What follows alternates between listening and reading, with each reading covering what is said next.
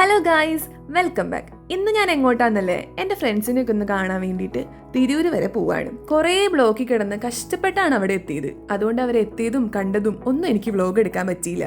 എത്തിയതും ഫുഡിനും കഴിച്ച് നേരെ വിട്ടു എക്സ്പ്ലോർ ചെയ്യാൻ വേണ്ടിയിട്ട്. അപ്പം എൻ്റെ ഫ്രണ്ട്സിനെ പരിചയപ്പെട്ടാലോ? ഇതാണ് മൂസിന. മൂസിനയുടെ കെട്ടിയവനാണ് റിയാസിക്ക. യഥാക്രമം അനീന, റമീസ, സ്നേഹ. എന്നിട്ട് നമ്മൾ നേരെ വിട്ടു തിരൂര് സിറ്റിയിലേക്ക്.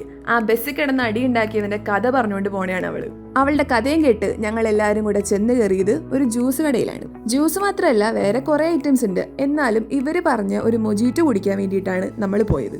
സംഭവം അടിപൊളിയാന്നൊക്കെയാണ് പറഞ്ഞത്.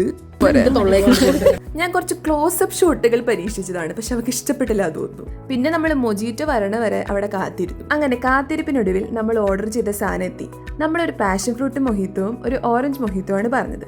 പാഷൻ ഫ്രൂട്ട് നല്ലതായിരുന്നു, ഓറഞ്ച് കുഴപ്പമുണ്ടായില്ല. അവിടുന്ന് പിന്നെ അതും കുടിച്ച് നേരെ പോയത് പാനിപ്പൂരി കഴിക്കാനായിരുന്നു. ഞങ്ങളുടെ ഹോസ്റ്റൽ ജീവിതത്തിൽ പാനിപ്പൂരിക്ക് പിന്നെ വലിയൊരു സ്ഥാനമാണുള്ളത്. ബൈ ദ ബൈ, ഇതെന്റെ ഡിഗ്രി ഫ്രണ്ട്സ് ആണ്. ഞങ്ങൾ ഹോസ്റ്റലിൽ 3 വർഷം ഒരുമിച്ചായിരുന്നു. 3 വർഷം പഠിച്ചൊക്കെ കഴിഞ്ഞിട്ട് പിന്നെ ഇപ്പോഴാണ് എല്ലാവരും കൂടെ ഒന്ന് ഒരുമിച്ച് കൂടിയത്. അങ്ങനെ പാനിപ്പൂരി വന്നു, ഞങ്ങൾ തീറ്റ തുടങ്ങി. സ്നേഹയ്ക്ക് പിന്നെ പണ്ടേ പാനിപ്പൂരി ഇഷ്ടമല്ല. അത് ഞങ്ങൾക്ക് സന്തോഷമാണ്, അവളുടെയും കൂടെ ഞങ്ങൾക്ക് തിന്നാലോ. അങ്ങനെ ഞങ്ങൾ പാനിപ്പൂരി തിന്നു. നേരെ പോയത് ഫീലബാലിലേക്കാണ്. ഞാൻ ആദ്യമായിട്ടാണ് ഈ കടയിൽ വരുന്നത്. അതുകൊണ്ട് എനിക്ക് ഭയങ്കര എക്സൈറ്റ്മെന്റ് ആയിരുന്നു. നാട്ടിൽ തുടങ്ങിയെങ്കിലും ഇതുവരെ പോകാൻ പറ്റിയിട്ടില്ല. അതുകൊണ്ട് റീൽസിൽ കണ്ട അറിവ് മാത്രമേ എനിക്കുള്ളൂ.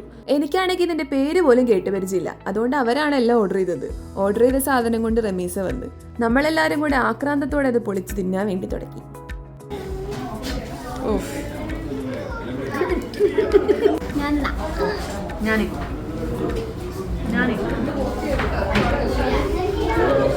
സംഭവം നല്ലതായിരുന്നു, എനിക്ക് ഭയങ്കര ഇഷ്ടപ്പെട്ടു.